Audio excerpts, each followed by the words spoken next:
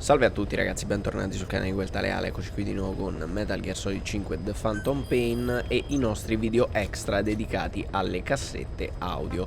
Oggi andiamo a sentire un po' le cassette riguardanti i bambini fuggiti e anche qualcosa riguardo a DELLE. In realtà mi dà ancora il White Mamba, che questo forse l'avevamo già sentito, adesso lo andiamo a risentire, non so per quale motivo me lo dirà così, però siccome dobbiamo sentirli andiamo a sentirli e vi lascio all'audio. We used the PCR technique and conducted DNA fingerprinting of the copied DNA sequences. Neither is mainstream science yet, but the concepts and procedures are sound. Both tests say there is 0% chance that the two of you are blood relatives, meaning the results are negative. He's not your son, nor is he your clone. He's just another person. It was 12 years ago that Zero made plans to clone you. Eli's age and appearance certainly are a good fit. I admit the first time I saw him I did a double take, but it looks like we were worried for nothing. Eli isn't your clone, though you might still have one somewhere out there. But if Eli isn't the boss's clone, why does he seem so obsessed with him? Not to mention having one hell of an attitude for his age. I don't know. Learning the truth about himself, cursing the fact he's a clone, bearing a grudge against selfish adults, and coming to hate who he was cloned from. Big boss. If that were really the case, I could understand it. I might even feel a bit sorry for him. But no clone could have a totally different DNA fingerprint. And the test left no room for error. You yourself were there when we drew Eli's blood sample. Come to think of it, when we went to OKB-0, he'd snuck onto a chopper and was there. Yeah. He was acting strange even then. Or actually from a little before that time. That was exactly when we began these tests. Maybe he suspected something when we drew the sample, not knowing what we were doing to him, and becoming mistrustful of us. Hard to say. Eli's had an attitude problem from day one. So what is he then? Well, if he's gonna tell us that himself, we'll need to get him to open up more first. Ok, adesso allora ci andiamo. Sì, era quello che avevamo già sentito, però siccome lo dobbiamo sbloccare ci andiamo a sentire anche la fuga dei bambini, sì. Boss, we gave Ralph, that kid who died in the accident, a burial at sea. The man in charge of that facility has been severely punished. But ever since, the kids have been acting strange. It's obvious they've lost their trust in adults. I was getting reports of them ignoring the staff, or getting insolent, and even violent. And a few days later, several of the kids did a disappearing act. They snuck into choppers and shipping containers and got off base. Why? Your guess is as good as mine. These kids were born in a war zone, and forced to grow up as war fighters. If they're left alone, war is how they'll die. But I thought we showed them there are other reasons to live. I never liked having children on Mother Base. But the thought of them going back to the battlefield and picking up their old lifestyle is something I can't stomach. It makes me think of Chico, 9 years ago. We have to get those kids back. Hell, they know too much about our operation. I never expected even the kids to betray us.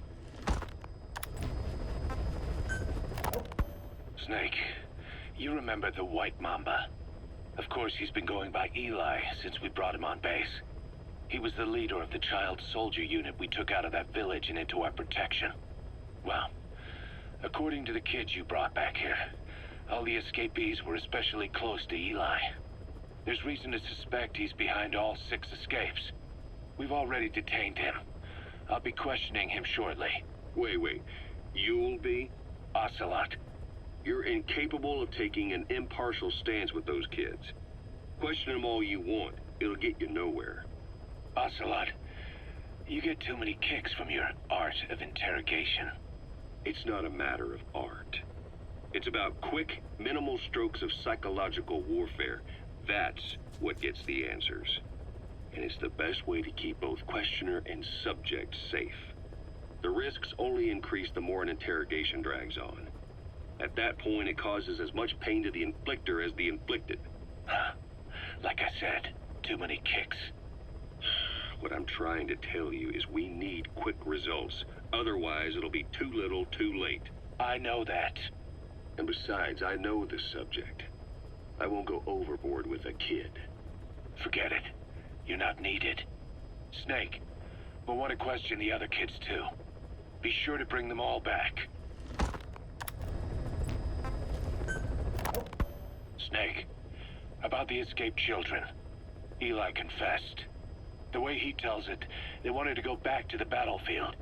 Don't rob them of their freedom, he said. If you bring them all back, there will be consequences. Next he'll be asking for our surrender. Consequences? What consequences? No idea. That's all I have for now. You're too attached to those kids. Stop protecting Eli. Listen to yourself. Let me question him, and we'll get some real answers. Not necessary. I'll report as and when. Boss, we found weapons in the children's section of the living quarters. As you know, weapons are strictly off limits. We've got some rule breakers. The weapons we found were handmade. Blades ground out of knives and forks, a couple of bow guns built out of scrap, and explosives made using detergents. And get this, the explosives were tightly packed with nails. The kids put the blame on, you guessed it, Eli. I guess that's what he meant by consequences. I questioned him about it, but this time he claimed they want to be put out on missions. Send us to the battlefield, he says. Miller, enough is enough. You've protected him too much already. It's my turn to question him. Protected? What Eli's doing is issuing a threat. Comply with my demands or I'll respond with force. But it'll be war at this rate. Forks and soap aren't gonna kill us, but some of them will end up dead. Is that what you want? Now, I hate to say it, but they want to be on the battlefield. It's time you gave up this fantasy. Eli, he said they'd rise up against us if we bring the last kid back. There, you see? Ignore his demands. Don't let him return to quarters. That attitude is contagious. We'd lose control over them for good. For the time being, we've confiscated those handmade weapons. We're bumping up security and the number of psychiatric counselors. As for Eli... He needs some very special care. You mean solitary? Well, we can't leave him in contact with the other kids. If you won't do it, I will. Boss, keep working on extracting those kids.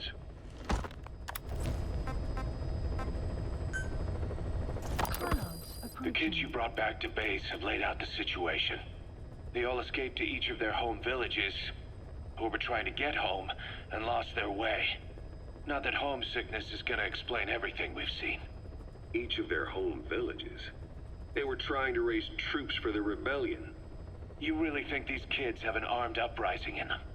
You read the report of the security team member who had a rock thrown at him. There'll be a riot if we don't do something. And Miller, this is because you didn't act fast enough. Fine. I'll admit you were right this time. Seal off the kids' quarters from outside contact before it's too late. All right. Eli said his rebellion would start when the last kid is brought back, right? You better be ready to meet him head on if it really happens. Yeah. You should have left it to me in the first place.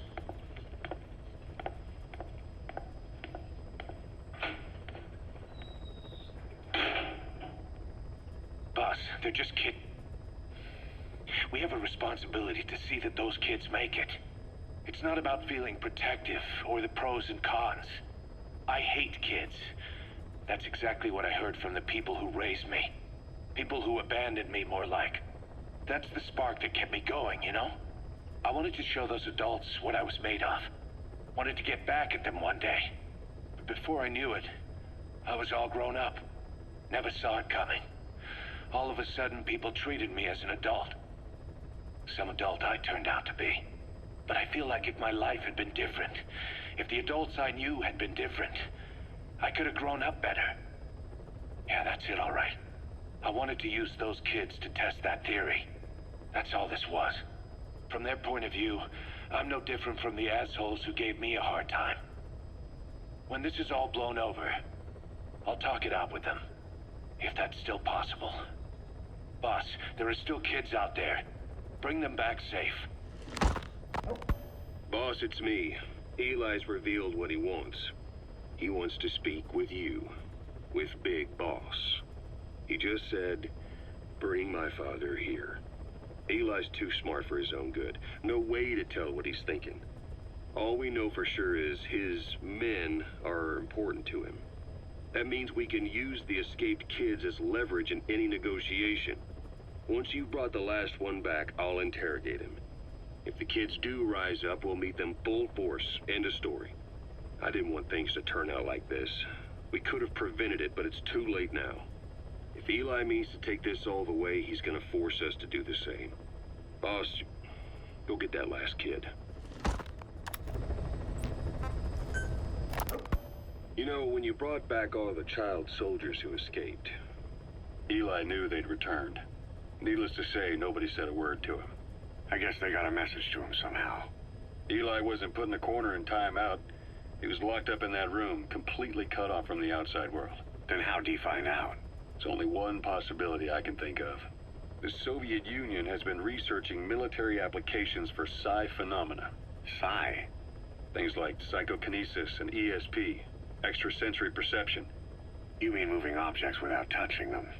Knowing what card somebody's holding up? Psychic powers? Come on. I thought that was just another bunch of disinformation aimed at the West. Just bear with me a second. One type of ESP is telepathy. It's the ability to know another person's thoughts through non-verbal means. You're saying Eli read our minds? It's the only idea that doesn't involve someone getting to him. Ocelot. Look, psi research isn't some hocus pocus. It's all evidence-based, scientific... There's gotta be another explanation. Maybe one of the kids stuck a note to your back. I hope that's the case. But I am convinced that they have, or Eli has, a connection to some force we have yet to identify. You better watch yourself, boss. How am I supposed to do that? If he is depending on something for help, well, that's his Achilles heel. If you can figure out what that something is, you might be able to use it against him. I'll keep that in mind. Oh, and the medical team is looking after the kids left on Mother Base. For the moment, they don't seem too panicked. But boss, get this. Eli got those kids to plot their armed uprising as a diversion. Also, he could steal Sahelanthropus and escape. That brat got us good.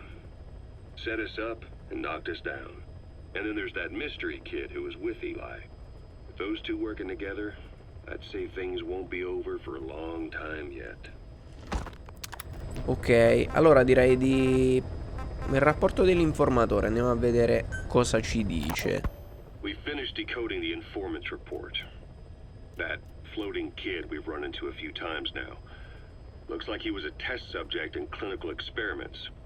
The Soviets called him the Third Boy. The Third Boy was brought to a lab on the outskirts of Moscow from Czechoslovakia, after which he was due to be sent to a research center in Leningrad, then Siberia, and finally an academic town in Novosibirsk. It doesn't appear that the researchers witnessed the talents we've seen from him, but nevertheless he was quite the popular subject. His latent cognitive abilities suddenly awoke en route to Moscow. According to the report, the Third Boy was easily influenced by other individuals' biofields. Evil thoughts, in particular. They affected his mind like a virus. Extreme anger or resentment, motives for revenge, in other words. Now, during the transport flight to Moscow, the boy was exposed to a powerful mental energy field coming from a certain individual. Ever since, being conscious of his powers, he's become a sort of energy generator. What's unique about him is the way his acute telepathic abilities get taken over by another person's will. The boy began to physically parasitize individuals experiencing extreme anger and codify the host's desires. This includes amplifying the host's natural strengths. Or, in accordance with the host's desires, he can also implant program code in another individual, making them a puppet, essentially. Human neural synapses transmit weak electrical currents between neurons. These electrical currents, though at a level difficult to observe, warp the magnetic field outside the body. The Third Boy is able to pick up these weak fluctuations. Contrary to psychotronics, which involves controlling the human mind, his abilities as a receptor are too high. The emotions he picks up from another individual are amplified and unleashed into his body as they recur in his brain. They turn into microwaves, which then affect the physical world, triggering paranormal phenomena like the spontaneous combustion of organic matter or psychokinesis, moving an object without touching it. There's one other thing. While he's parasitizing a host, the boy's ego gets shut away, allowing the will of the host to take control of his powers, like some annoying static drowning out your own voice. That means he isn't responsible for what's been happening. Somebody's extreme anger has manifested through the third boy's powers in ways none of us could have predicted, which would mean this was going on somewhere around us. Looking back on it, a lot of things make sense now. The man on fire, Sahelanthropus, they both came to life thanks to the third boy's powers. Everything has been happening through him as a catalyst. We first saw him in the hospital on Cyprus. The boy parasitizing the man on fire's desire for revenge gave him his new abilities in return. He next appeared at the Hamid Fighters Fort where the honeybee was hidden. There, the boy parasitized Skullface's vengeful mind. He controlled Sahelanthropus, making it do whatever Skullface wanted. Same goes for when we extracted Emmerich onto the chopper. When he appeared at the Devil's House in Central Africa, Skullface's will controlled the man on fire via the third boy's powers.